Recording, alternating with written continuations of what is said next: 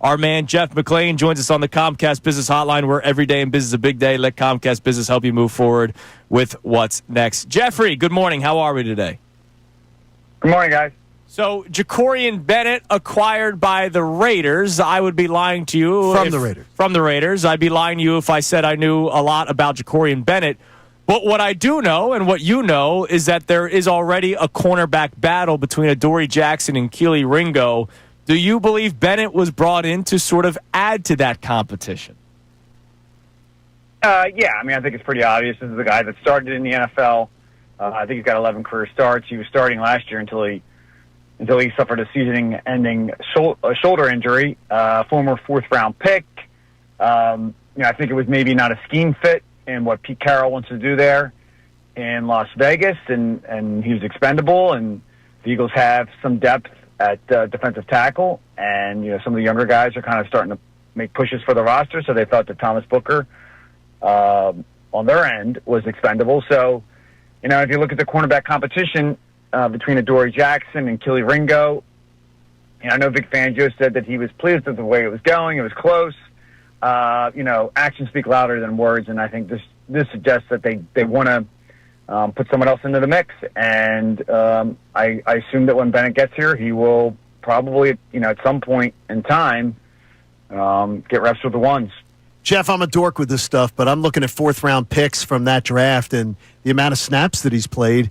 He really has played significant time compared to a lot of his peers in that draft. So he's a guy who has gotten his chance. Even with injury, he would have even gotten a lot more snaps. So this is a guy who is coming in with some pedigree. Yeah, I think he was taking the pick right before the Eagles took Kelee Ringo. I don't know if that suggests that they maybe would have taken him at that spot if he had been available. But clearly, this is a team that they did. This is a player that they did a lot of work on prior to the draft, and saw the opportunity to get him. There's a lot of connections now between the Eagles and the Raiders because former college scout with the Eagles, longtime former college scout Anthony Patch just went over there. Brandon Hunt, who been had a high role, a large role in the Eagles front office, just went there. John Spytek, who's now the GM, he had previously been a scout with the Eagles, so I guess they figured they could get something done, and I'm sure that Hunt and Patch knew Booker well enough to bring him in, and I think the same applies to the Eagles. Now, Vic Fangio, I love his press conferences because he doesn't hold back punches. If you're worthy of praise, he'll praise you. If you're worthy to be called out for needing to improve, like Bryce Huff last year, he would do that. So it's not like he has gone over the moon talking about Kelee Ringo and Adoree Jackson. So how much do you believe Vic Fangio was a part of this decision? Well, I mean, Vic's involved in terms of the defense, yes. I mean, he's involved in every decision. He probably tells them what he thinks he needs. But as he made complicit the other day, and we was talking about the Eagles signing Adoree Jackson, how he does what ultimately he thinks he should do. But how his role as a GM is to listen to all of his lieutenants in the personnel department, and listen to top coaches. Nick Sirianni certainly is involved with that. I know his pedigree isn't on the defensive side of the ball, but he's involved in that decision as well. But yeah, don't listen always to what Fangio says. I mean, I think he carries a lot of weight when it comes to making decisions in terms of personnel. Jeff, we talked about it during the off season, how it was a nice quiet off season. And not a lot of waves being made after a championship, and that's a good thing.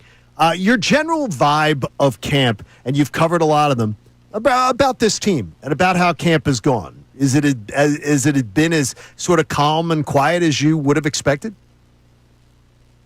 Well, I mean, look, times have changed. I mean, you had 2-a-days and up at Lehigh, you got away from the Eagles, and that just naturally led to a lot that happened. When I first started covering training camps, and this Sunday will be the 20th anniversary of T.O. Doing sit-ups in his driveway, and that was a great. Yeah, we'll be. I'll have something on that in my podcast awesome. Coming up. But listen in on that one.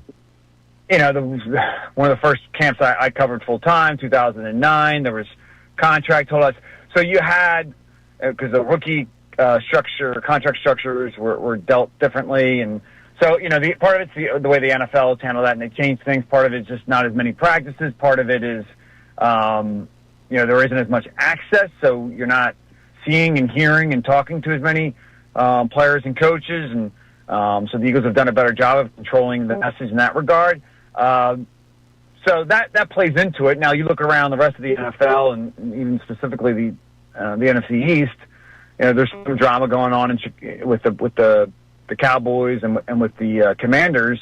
So it's not like it doesn't happen around the league, but the Eagles are coming off a Super Bowl. They had a good off season.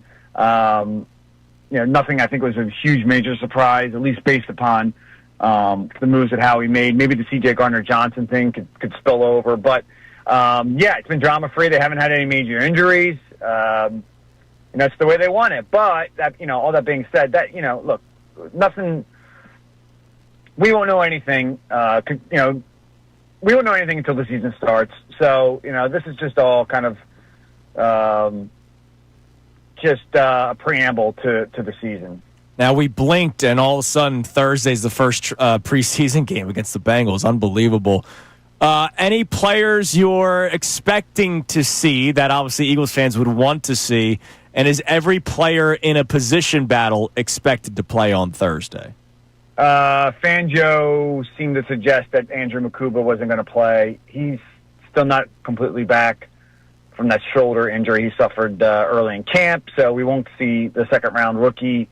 I'm certain we'll see Jahad Campbell, we'll see Smile Mondon, all the other rookies. And I imagine, like we spoke about the cornerback competition, that has to play itself out. Even if Bennett is coming in. So I'm certain Jackson or I assume that Jackson and Ringo will play. I'm not sure about Tyler Steen. I think that right guard spot is pretty much all but wrapped up. You haven't seen really anybody else take a snap there, so I'm not sure if he'll play or if any of the starters on the offensive line, or really for that matter on offense, will play. But we know what's happened to the preseason, right. And typically teams, and especially the Eagles, don't want any of their key guys to get hurt, and they use more of the joint practices, which the Eagles will have next week with the Browns, 2 of them on Wednesday and Thursday. They use that as a way to get the players ready for the season. So, Jeff, what can we actually take away from a preseason game in August? Like if you were to say, what can we watch and say, okay, there's something tangible you could take away from watching the first preseason game?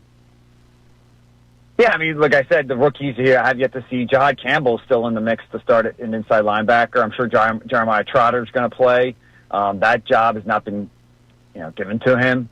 But are we seeing them play against anybody that really we can judge them as whether they are? Or are we seeing them play against other guys that are probably not going to be starters in the NFL? Probably. I don't know specifically what the Bengals have planned, but it's happened before where the Eagles have played their second and third units and fourth units against their second unit to start against the first unit. So it's possible, but I have yet to hear what the Bengals are going to do. Jeff, we appreciate the time as Thanks, always. We'll check out the podcast, Uncovering the Birds. You do a great. Hey guys, Andrew Salciunas from Kincade and Salciunas. Thank you for checking out all of our stuff on YouTube. Make sure you click, like, subscribe on everything that you see. And of course, you can see everything from our YouTube feed, full shows, interviews, When John's Being an Idiot, which is like 15 times a day. So make sure you check out all of our stuff on YouTube. We appreciate it.